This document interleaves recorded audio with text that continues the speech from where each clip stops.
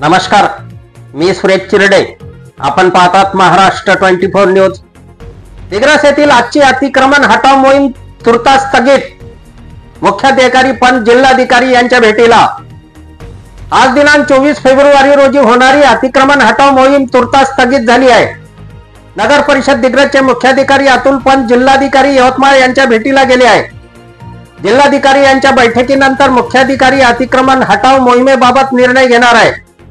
24 February पासून अतिक्रमण हटाव मोहीम पुनश्च सुरू होणार असल्याचे मुख्याधिकारी अतुल पंत यांनी म्हटले होते. हे विशेष. अब्दुल खान, ऋषिकेश सिराजसह मी सुरेश चिरडे, महाराष्ट्र 24 न्यूज, दिग्रस, यवतमाळ.